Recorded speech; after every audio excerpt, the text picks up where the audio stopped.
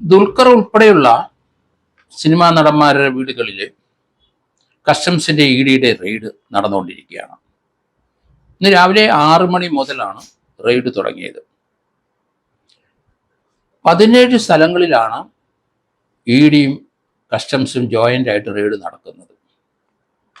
ഇന്ത്യയിലേക്ക് ഭൂട്ടാൻ വഴിയും നേപ്പാൾ വഴിയൊക്കെ അനധികൃതമായി വിദേശ കാറുകൾ കടത്തിക്കൊണ്ടുവന്ന സമയം, അതുമായിട്ട് ബന്ധപ്പെട്ട് ദുൽഖറിൻ്റെ എറണാകുളത്തെ 2-3 വീടുകൾ റെയ്ഡ് പ്രാരംഭമായിട്ട് തുടങ്ങി. ആ സംഭവമായിട്ട് ബന്ധപ്പെട്ട്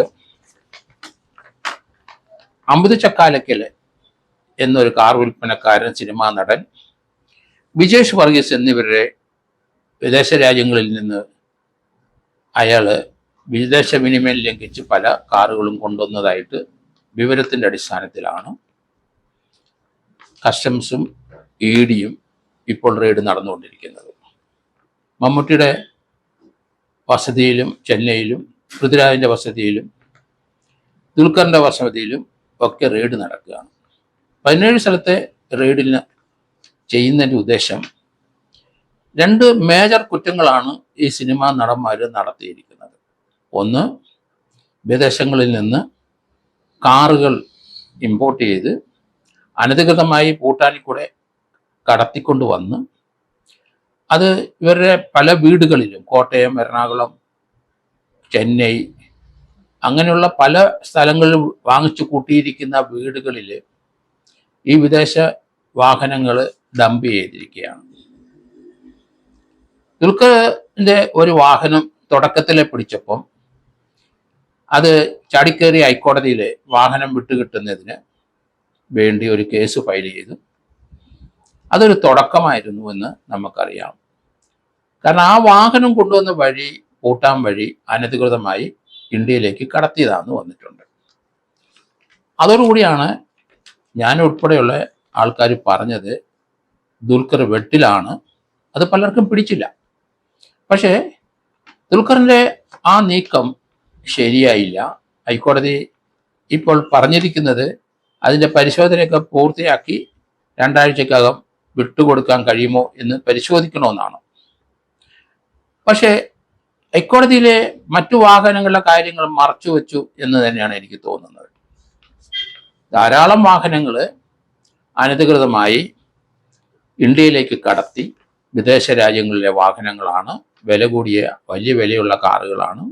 അതിനകത്ത് മോഷണ വണ്ടികൾ ഉണ്ടെന്നും വാർത്ത വന്നിരുന്നു. ജപ്പാനിൽ നിന്ന് വരെ കാറുകൾ ഇന്ത്യയിലേക്ക് ഭൂട്ടാൻ വഴി കടത്തുന്ന കാര്യങ്ങളാണ് കസ്റ്റംസ് കണ്ടെത്തിയത്. അതുകൊണ്ടാണ് വാഹനങ്ങൾ പിടിച്ചെടുക്കാൻ നോക്കിയത്. പല വാഹനങ്ങൾ ഇപ്പോൾ അണ്ടർഗ്രൗണ്ടിൽ പോയി പിടിച്ചെടുക്കാൻ കഴിയാതെ വന്നിട്ടുണ്ട്.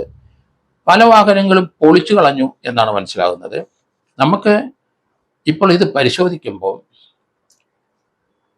ദുൽഖർ ഉൾപ്പെടെ, പൃഥ്വിരാജ്, ദുൽഖർ, മമ്മൂട്ടി ഉൾപ്പെടെയുള്ളവരുടെ വാഹനങ്ങൾ, ധാരാളം വാഹനങ്ങൾ, വിദേശ വാഹനങ്ങൾ ഇന്ത്യയിലേക്ക് വന്നിരിക്കുന്നു. അത് വന്ന വഴി കുഴപ്പമില്ല, അവർക്ക് പണം ഉണ്ടെങ്കിൽ എത്ര വാഹനം വേണേലും വാങ്ങിക്കാം, അതിന് കുഴപ്പമില്ല. അതിനുള്ള ടാക്സുകൾ അടയ്ക്കണം, കസ്റ്റംസ് ആക്ട് അനുസരിച്ചുള്ള കാര്യങ്ങൾ ചെയ്യണം, അതുപോലെ താരിഫ് ആക്ട് അനുസരിച്ചുള്ള കാര്യങ്ങൾ ചെയ്യണമെന്ന് മാത്രമേ ഉള്ളൂ. പക്ഷെ ഇതൊന്നുമില്ലാതെ ഈ രീതിയിൽ ഇന്ത്യയിലേക്ക് കടത്തി അവിഹിതമായ മാർക്കറ്റിൽ കൂടെ, നിയമവിരുദ്ധമായ മാർക്കറ്റിൽ കൂടെ ഇന്ത്യയിലേക്ക് കടത്തി ഇന്ത്യയിൽ ഉൾപ്പെടെ കേരളത്തിലെ പല സ്ഥലങ്ങളിലും വാഹനങ്ങൾ ഒതുക്കം ചെയ്ത് അത് പിന്നീട് ഇവിടെ തന്നെ ലോക്കൽ മാർക്കറ്റിൽ വിൽക്കുന്നതായിട്ടാണ് കാണുന്നത്. അത് വില കുറച്ച് വിൽക്കുന്നു എന്നാണ് വരുന്നത്. കാരണം ഇവിടെ ആ മാർക്കറ്റ് വാല്യൂ ആ ഒരു വാഹനത്തിനുള്ള വിദേശ നിർമ്മിത വാഹനത്തിൻ്റെ വിലയെക്കാട്ടിലും വളരെ താന്ന് ഈസിയായിട്ട് വിറ്റ് പോകുന്നു. പലരും റോഡിൽ കൂടെ വിദേശ വാഹനങ്ങൾ ഇപ്പോൾ ഓടിച്ചുകൊണ്ട് നടക്കുകയാണ്. കാരണം വളരെ വില കുറച്ചാണ് കൊടുക്കുന്നത്. യഥാർത്ഥ വില കൊടുത്തു വന്ന ഒരു വാഹനം ഭൂട്ടാൻ വഴി വന്നാലും ശരി, ആ വിലയെ താത്തു കൊടുക്കാൻ ഇവർക്ക് കഴിയില്ല. നഷ്ടമാണ്, ഭീമമായ നഷ്ടം വരും. ഇപ്പം നമുക്ക് ഇത് പരിശോധിക്കുമ്പം ഇത് കസ്റ്റംസ് ആക്ടിൻ്റെ വയലേഷനാണ് തുടക്കത്തിൽ നമുക്ക് മനസ്സിലായത്. കസ്റ്റംസ് ആക്ട് 1962 അനുസരിച്ച് സെക്ഷൻ 14 അനുസരിച്ച് അതിനൊരു വാല്യുവേഷൻ ഓഫ് ഗുഡ്സ്, അതിൻ്റെ വിലയിടണം. അത് കസ്റ്റംസ് ആക്ടിനകത്ത് 1960 പറഞ്ഞത് വിദേശത്തു നിന്ന് വരുന്നൊരു വാഹനത്തിൻ്റെ വിലയിടണം. അത് വിലയിട്ട ശേഷം മാത്രമാണ് നമുക്കതിനകത്ത് ലെവി ചുമത്താൻ പറ്റുള്ളൂ. ഇന്ത്യയിലേക്ക് വരുന്നതിന് ലെവി ചുമത്തണം.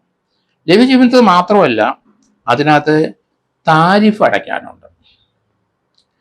അത് രണ്ടാമത് വരുന്ന കാര്യങ്ങളാണ്. വിദേശത്ത് നിന്ന് വരുന്ന വാഹനങ്ങൾ എല്ലാവരും നമ്മൾ ശ്രദ്ധിക്കണം. കസ്റ്റംസ് ആക്ട് 1962 പരിധിയിൽ വരുന്നതാണ്. അതിനകത്ത് വാല്യുവേഷൻ ഓഫ് ഗുഡ്സ്, വരുന്ന വാഹനത്തിന്റെ വില സെക്ഷൻ 14 കസ്റ്റംസ് ആക്ട് അനുസരിച്ച് നിശ്ചയിക്കണം. അത് കസ്റ്റംസ് കളക്ടർ മുതൽ ഒരു അസിസ്റ്റന്റ് കളക്ടർ വരെ ഉള്ള ആൾക്കാർ അത് കണ്ടിരിക്കണമെന്ന് നിയമമുണ്ട്.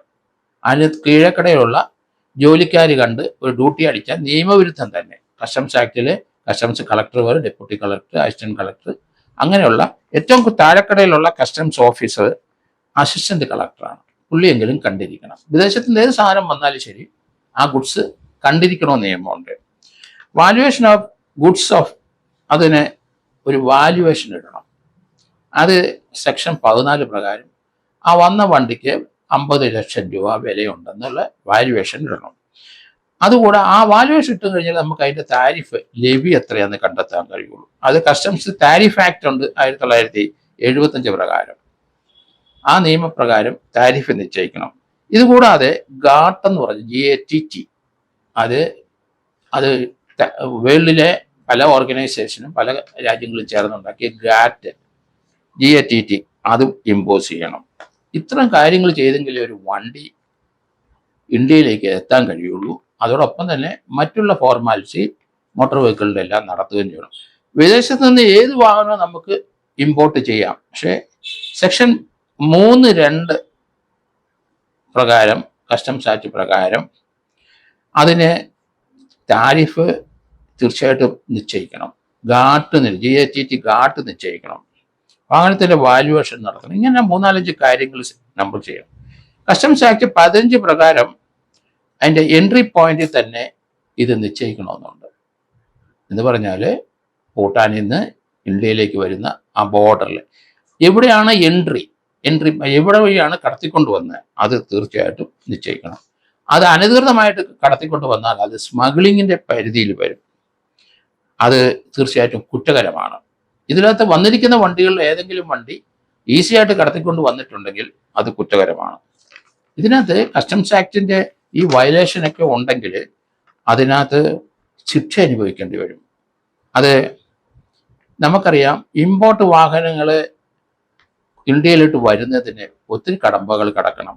ആ കടമ്പകൾ കടക്കാതെ ആണ് ഈ സിനിമാ നടന്മാരുടെ കയ്യിൽ ഇരിക്കുന്ന പലരെയും വാഹനങ്ങൾ.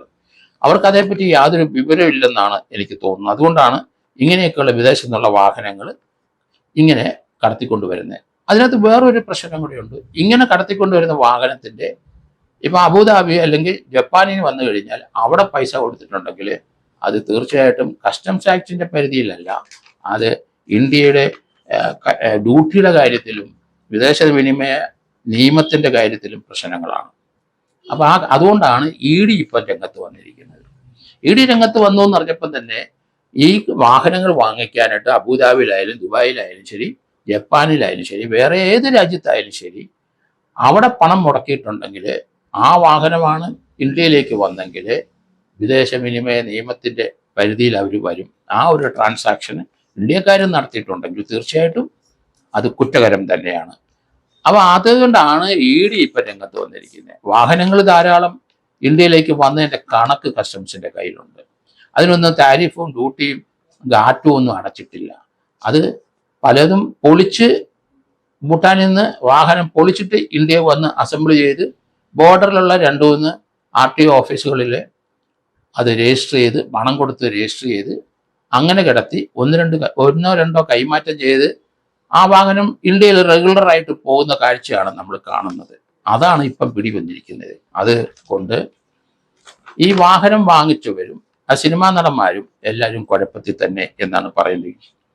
അസസ്മെന്റ് ഓഫ് ഡ്യൂട്ടി സെക്ഷൻ 17 അനുസരിച്ച് ചെയ്തിട്ടുണ്ടോ? അത് കൃത്യമായിട്ട് ചെയ്തിരിക്കണം. ഡിറ്റർമിനേഷൻ ഓഫ് വാല്യൂ നടത്തിയിട്ടുണ്ടോ? സെക്ഷൻ 3(2) 1962 കസ്റ്റംസ് ആക്ട് പ്രകാരം. അതുപോലെ അസസ്മെന്റ് സെക്ഷൻ ഇതിൻ്റെ 14 അനുസരിച്ച് ഫോളോ ചെയ്തിട്ടുണ്ടോ? Customs act 1962. ആ 1962 കസ്റ്റംസ് ആക്ടിൻ്റെ താരിഫ് കൃത്യം പറയുന്നുണ്ട്. കസ്റ്റംസ് താരിഫ് സെക്ഷൻ 12 പറയുന്നുണ്ട്. അപ്പം അങ്ങനെ പല വകുപ്പുകൾ നോക്കിക്കഴിയുമ്പം ഈ വന്നിരിക്കുന്ന വാഹനങ്ങൾ കൈവശമുള്ളവരും അത് ഒതുക്കം ചെയ്ത് അത് സൂക്ഷിച്ചു വച്ചിരിക്കുന്നവരും പലരും വാങ്ങിച്ചവരും എല്ലാം ഈ രീതിയിലുള്ള കസ്റ്റംസിന്റെ വകുപ്പനുസരിച്ച് കുറ്റം ചെയ്തവരാണ്.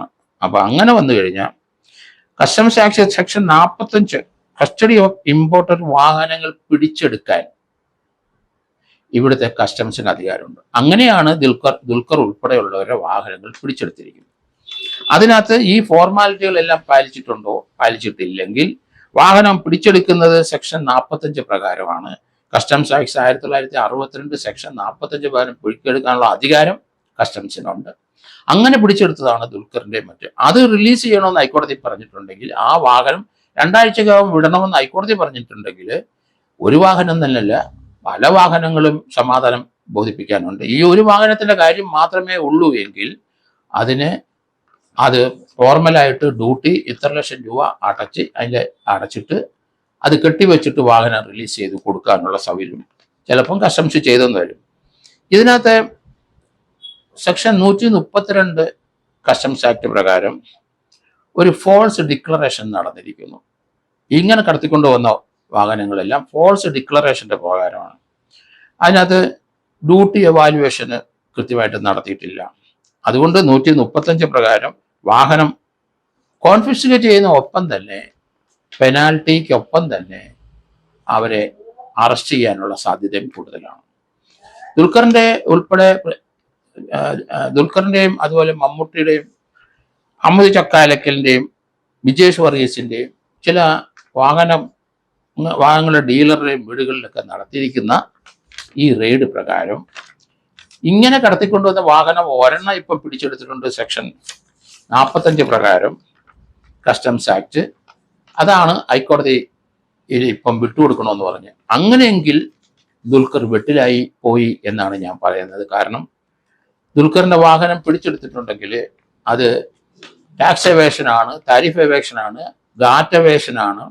ഇന്ത്യയിലെ കസ്റ്റംസ് നിയമം അനുസരിച്ച് പാലിച്ചിട്ടില്ല, അതിന്റെ വാല്യുവേഷൻ നിശ്ചയിച്ചിട്ടില്ല, അണ്ടർ വാല്യുവേഷനാണ്. ഇങ്ങനെയുള്ള കുറ്റങ്ങളൊക്കെ ഉണ്ടെങ്കിൽ ദുൽഖറിനെ അറസ്റ്റ് ചെയ്യേണ്ടി വരും.